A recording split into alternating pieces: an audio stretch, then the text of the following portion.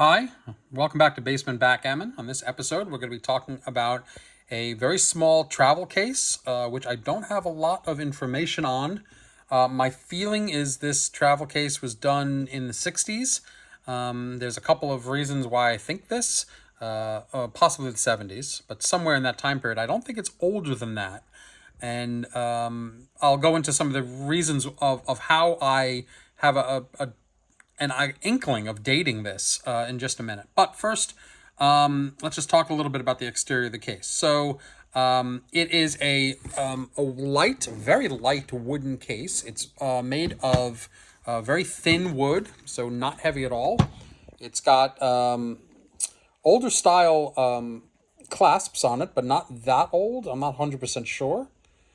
These hinges that come off of the case. The case is pretty cheaply made. It's got hinges which don't date back into the 30s. It's got a vinyl handle. So the vinyl handle is not something I'm familiar with from the 1930s or 40s, so that's why I have some reason to suspect this dated later into the 50s, 60s, or 70s, probably in the 60s and 70s.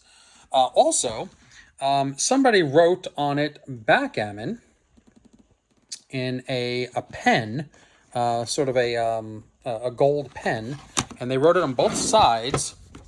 But the thing is, I've seen other examples of this case that have backgammon written on it too. So it's not the owner that wrote this. This was actually part of the manufacturing process to write backgammon on it on both sides, just in case you opened it up and you forgot what kind of game this is. I don't know who made this. If you know, please let me know in the comments. The case itself is really cheap. Cheaply made, nothing special. Inside, you've got the thinnest, razor thin cork field that's been applied, and you can see, been applied with glue and not particularly well. You can see it coming up in the corner over there, very, very thin. There's gaps between the bar and the field, so you can see they didn't take a ton of care with this. This bit of vinyl here is coming off. And you can see they barely fit it in. They really just slapped this in. And that's fine. It's not what I bought the board for. I bought the board for the checkers, which came in these bags. There is no storage inside of this board for the checkers or anything else.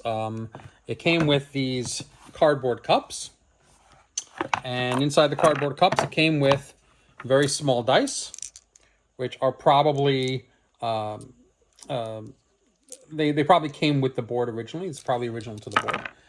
And the checkers, which I'm sure are original to the board, which came in these plastic bags. In older days, when thin boards like this were made, the cups and the dice and everything would be fit into like a separate container, and that would fit inside of here, or it'd be kept separate, but usually fit inside the board. And that may have been the case here. And there may originally have been a box to hold the dice and the checkers, and possibly the cups as well. But that box is long gone. So they've used plastic bags here. This board there's nothing to it, really.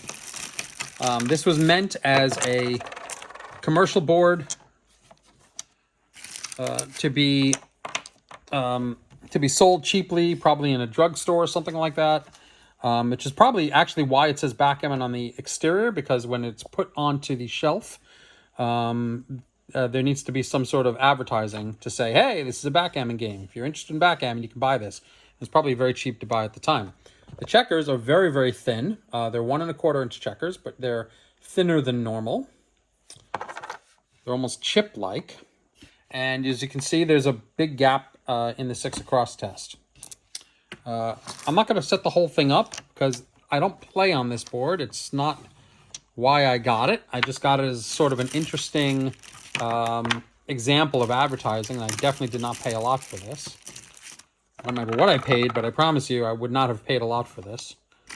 And going across, you can see we've got 12 across exactly.